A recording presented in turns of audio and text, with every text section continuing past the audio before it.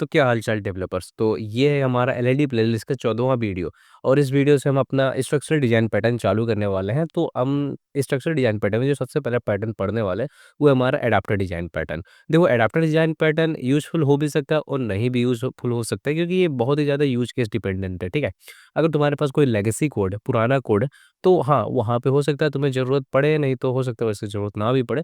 मतलब ये एक ऐसा डिज़ाइन पैटर्न है ना जो अगर यूज़ केस की बात की जाए तो टोटली ऑप्शनल है। पर इंटरव्यू के पॉइंट ऑफ व्यू से बात की जाए तो हाँ, तुम्हें आनी चाहिए।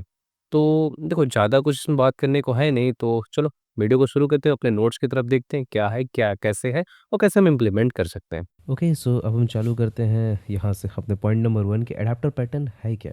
एडाप्टर पैटर्न एक स्ट्रक्चरल डिज़ाइन पैटर्न है जो इनकम्पैटिबल इंटरफेसेस के बीच में ब्रिज बनाता है। मतलब समझो क्या है। देखो पहली चीज़ तो ये देखो, हमारा जो क्रिएशनल डिज़ाइन पैटर्न था वो तो ख़त्म हो चुका है। अब हमारा दूसरा डिज़ाइन टाइप का पैटर्न चालू हो रहा है जिसका नाम है स्ट्रक्चरल डिज़ाइन पैटर्न। इसमें होता है हम थोड़ा स्ट्रक्चरल टाइप का डिफिनेशन वगैरह करते हैं। इसमें अब ऑब्जेक्ट क्रिएट करने से लेके काम नहीं है, करने से लेकर रिलेटेड कोई काम नहीं है।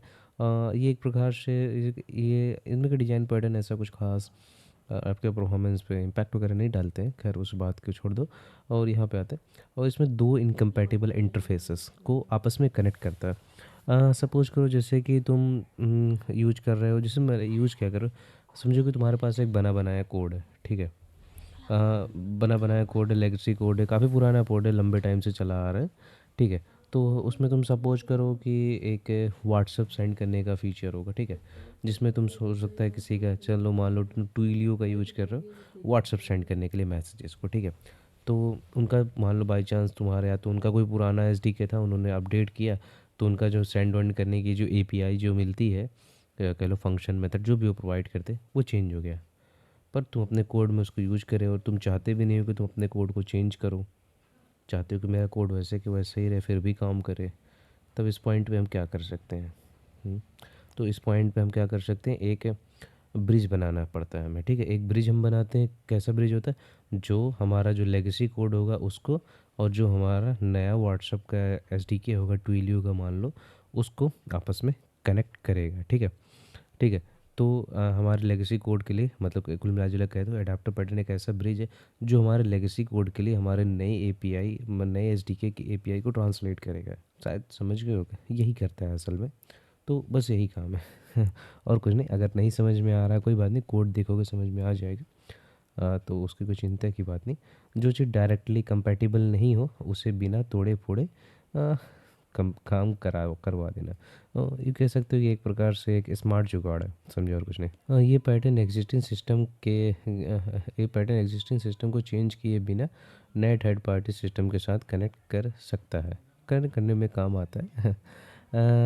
प्रॉब्लम जो पैटर्न अडेप्टर सॉल्व करता है, चलो रियल वर्ल्ड में अक्सर ये सिचुएशन होती है। हो सकता है तुम नया प्रोजेक्ट लिख रहे हो तो उसमें ना हो, क्योंकि हर चीज़ तुम स्क्रैच से बना रहे हो, तो हर चीज़ का ध्यान रखते हुए ही उस समय बनता है, उस समय चेंजेस करना भी आसान होता है। पर एक कोड जो शिप हो चुका है प्रोडक्शन में, उसमें चेंज करना थोड़ा मुश्किल ही होता है। तुम्हारा सिस्टम किसी स्पेसिफिक इंटरफेस को एक्सपेक्ट करता है, जैसा कि मैंने बताया, ठीक है। लेकिन जो सर्विस या लाइब्रेरी तुम यूज कर रहे होते हो उसका मेथड नेम अलग होता है, डेटा फॉर्मेट ही डिफरेंट होता है और बिहेवियर भी थोड़ा डिफरेंट होता है। तो ये यहाँ पे मैटर फंस जाता है, ठीक है। तुम चाहते हो कोर सिस्टम अनटच्ड रहे, थर्ड पार्टी डायरेक्टली मॉडिफाई ना करना पड़े, फिर भी दोनों साथ में काम कर सके, ठीक है। यही गैप अडाप्टर पैटर्न फिल करता है। और क्या, अडाप्टर पैटर्न का बेसिक आइडिया समझते हैं सिंपल वर्ड में, ठीक है।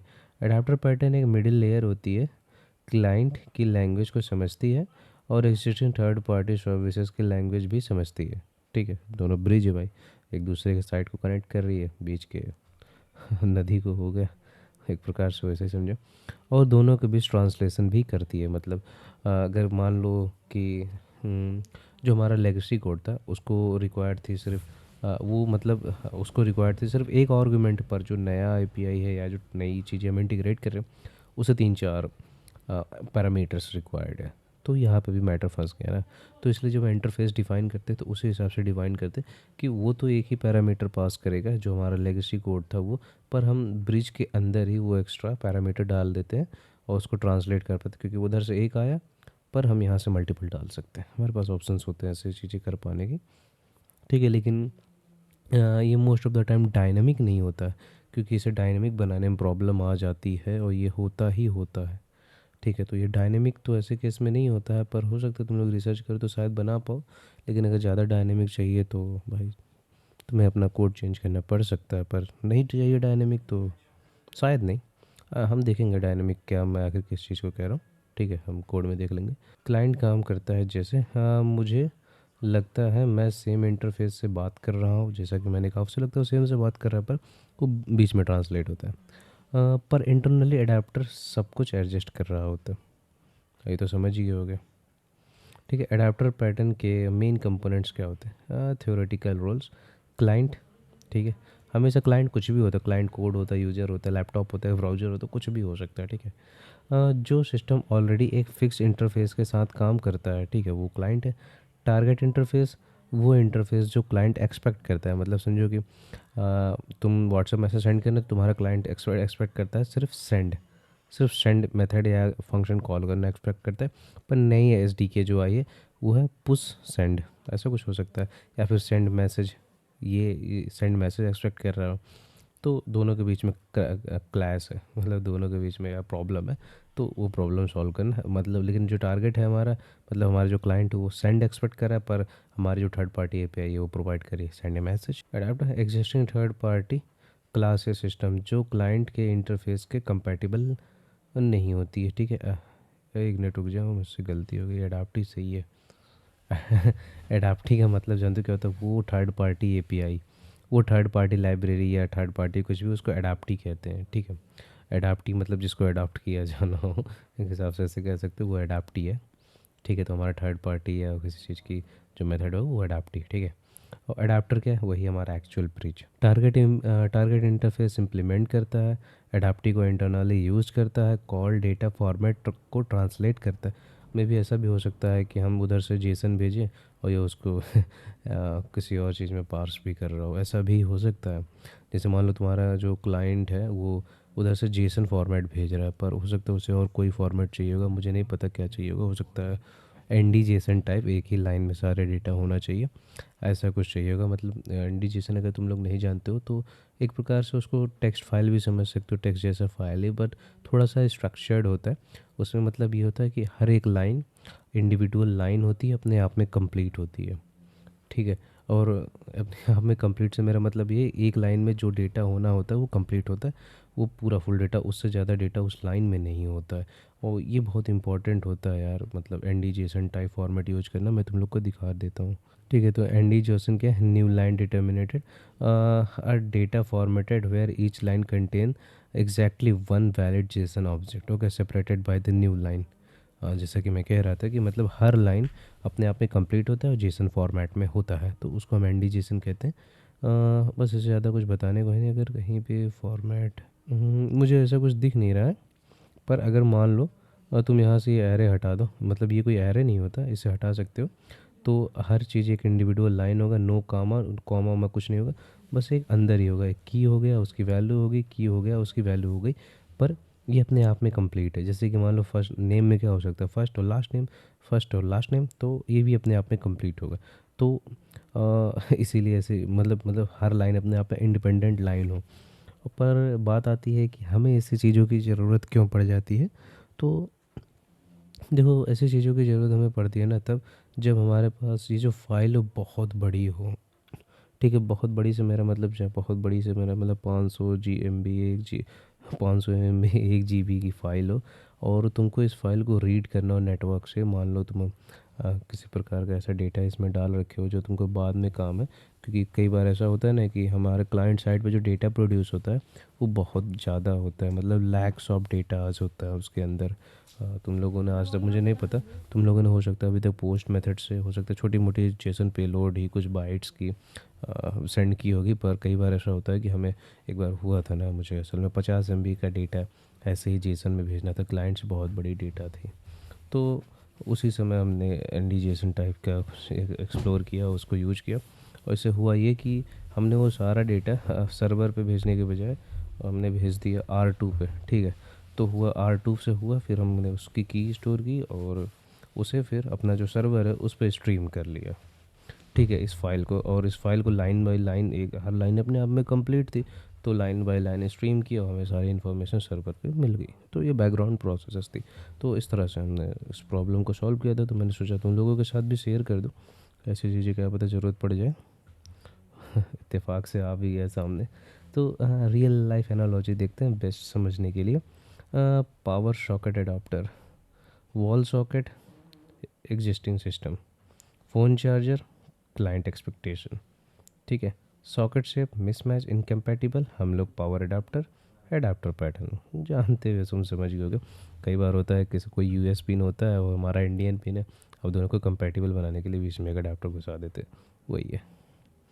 अडाप्टर पैटर्न कब यूज़ करें?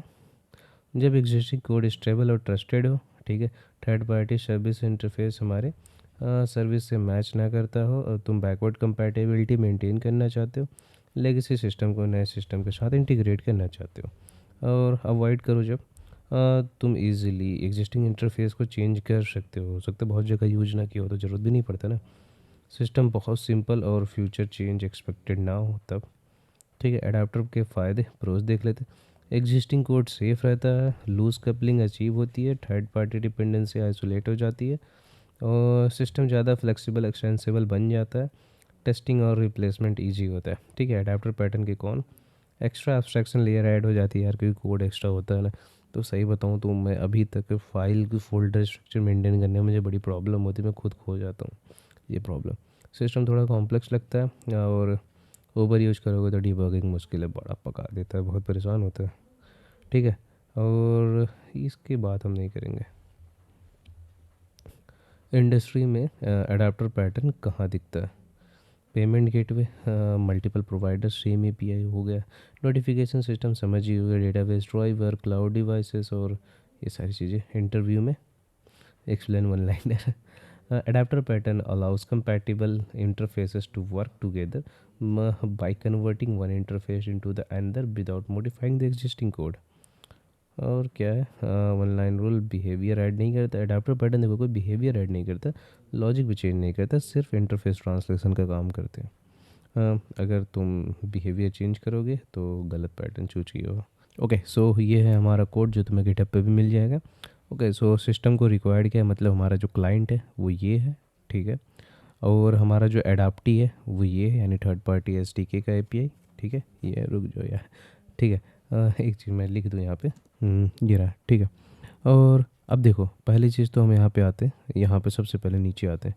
अब यहाँ नीचे देखते हैं, नीचे देखो हमारा क्या है, हमारा एक नोटिफिकेशन यूजर है। यूजर एक यूजर नोटिफाई यूजर एक फंक्शन है जो हमारा एग्जिस्टिंग फंक्शन है, हमारा लेगेसी कोड है। ठीक है, लेगेसी कोड क्या एक्सपेक्ट करता है कि अगर नोटिफिकेशन आए तो उसमें बस एक सेंड मेथड हो और एक सिंगल पैरामीटर हो, उससे ज़्यादा ना हो।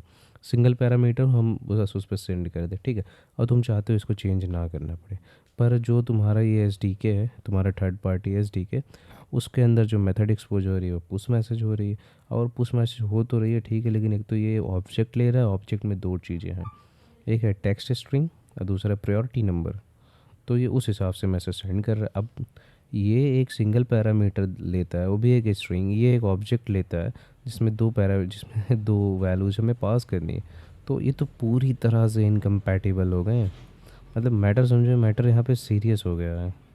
तो ये बात है। ठीक है, तो अब क्या होता है, तो इसीलिए हम यूज करते हैं एक ब्रिज। ठीक है, तो एक हमारा इंटरफेस है जो कि हमारा क्लाइंट जो भी एक्सपेक्ट करता है, मतलब हमारा क्लाइंट जो भी एक्सपेक्ट करता है वो चीज़ें होल्ड करेगा। ठीक है, और हम एक अडाप्टर बनाएंगे हम इस इंटरफेस को इम्प्लीमेंट करके। ठीक है, इसे इम्प्लीमेंट करेंगे और ये एज ए डिपेंडेंसी कह लो लेगा, या और डिपेंडेंसी ही लेगा, छोड़ो जाने दो उसको, वो तुम देख लेना क्या ले रहा है।